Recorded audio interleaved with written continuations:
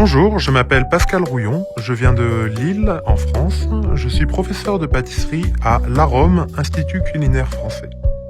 Beaucoup de gens apprécient les millefeuilles car c'est une pâtisserie dans laquelle on va retrouver beaucoup de textures différentes, le croustillant de la pâte et l'onctuosité de la crème. Aujourd'hui, je vais vous montrer comment réaliser un millefeuille classique.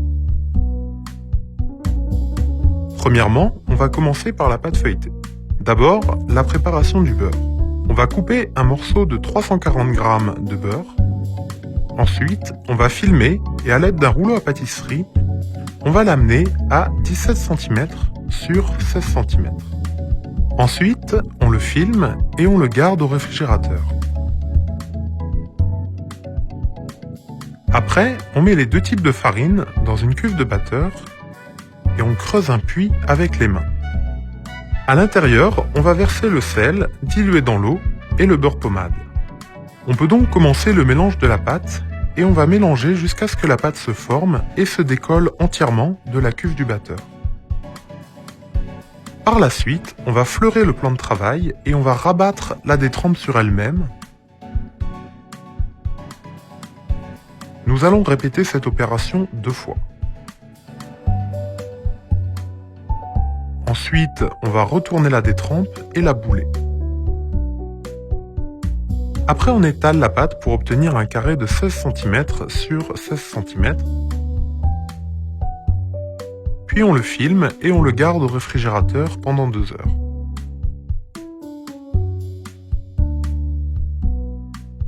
Deux heures plus tard, on étale la pâte à 34 cm sur 17 cm.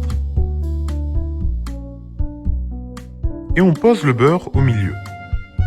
Nous allons réaliser une soudure sur le milieu et sur les deux côtés. Après, avec la paume de la main, on va taper la pâte pour obtenir un carré de 20 cm sur 20 cm. Maintenant, nous allons commencer le tourage. Ensuite, nous allons fariner le plan de travail et étaler la pâte à 20 cm de large et 60 cm de longueur. Puis, on va enlever l'excédent de farine avec une brosse. D'abord, on va plier la pâte en 3, en faisant attention à conserver un carré à l'intérieur. Ensuite, on farine la pâte et on étale la pâte à 20 cm de large et 60 cm de longueur. Puis, on va enlever l'excédent de farine et nous allons plier la pâte en 3 en faisant attention à conserver un carré à l'intérieur. On revient à un carré de 20 cm sur 20 cm. Ensuite, on le filme et on le garde au réfrigérateur pendant 2 heures. Et on va répéter cette étape 2 fois.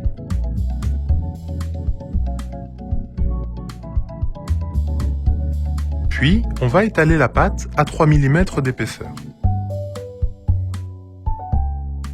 On va ajouter une feuille de cuisson sur la pâte, puis une plaque. On va préchauffer le four à 200 degrés et commencer par 12 minutes de cuisson. À la fin des 12 minutes, on sort la pâte du four et on appuie la pâte pour faire sortir la vapeur. Ensuite, on va continuer la cuisson à 170 degrés pendant encore 25 minutes. Maintenant, on va faire la crème pâtissière.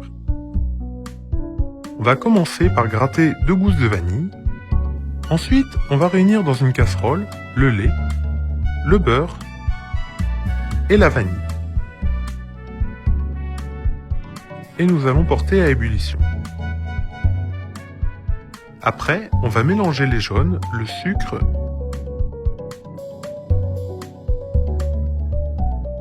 puis la fécule ensemble. Ensuite, on verse le lait bouillant sur les jaunes, le sucre et la fécule en mélangeant. Puis on va remettre le mélange dans la casserole. On va cuire notre crème pâtissière 1 minute à partir de l'ébullition tout en remuant avec un fouet. Après, nous allons verser dans un cul-de-poule, filmer au contact et garder au réfrigérateur. Ensuite, on va commencer la découpe du feuilletage. Pour cela, on va parer le côté et découper des rectangles de 4 cm sur 10 cm. Puis on va saupoudrer les millefeuilles avec la poudre de caramel. On va les mettre au four à 220 degrés environ pendant 1 minute. Après, à la sortie du four, on va laisser refroidir notre feuilletage. Ensuite, on va faire la crème diplomate. Premièrement, on va lisser la crème pâtissière.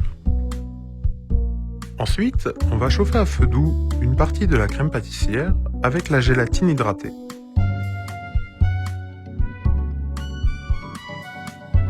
Et on va verser ce mélange dans le reste de la crème pâtissière en mélangeant. Puis, on va incorporer la crème montée et mélanger délicatement.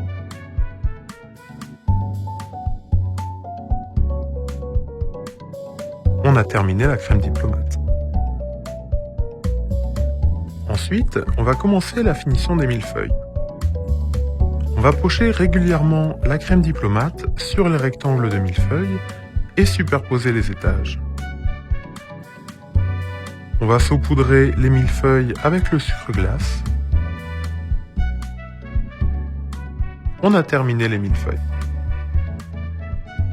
Le millefeuille est une vieille pâtisserie française qui a été créée aux alentours du XVIIIe siècle par Antonin Carême, un pâtissier français de l'époque, et qui se compose de 3 étages de pâte et de 2 étages de crème.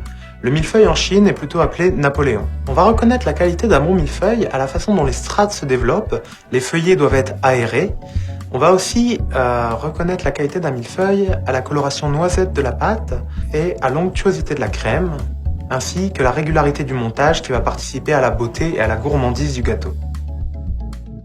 Les points importants pour retrouver un bon millefeuille, ça va être déjà de respecter les étapes du tourage, donc de bien faire attention au temps de repos de la pâte, de faire attention aux dimensions, à la façon d'étaler, d'utiliser le rouleau à pâtisserie pour éviter de faire chauffer la pâte. Ce qui va être important aussi après, ça va être la cuisson. Une surcuisson donnerait de l'amertume à la pâte, et aussi bien faire attention à la découpe de la pâte qui va donner la régularité de l'entremets et donc lui apporter sa beauté à la fin. Donc pour manger un millefeuille, on va surtout faire attention au moment où on le mange. Le meilleur moment pour manger un millefeuille, c'est le plus près du moment de la fabrication. Tout simplement parce que sinon la pâte va commencer à ramollir et donc on va perdre ce côté friable et croustillant qui donne toute la gourmandise du gâteau.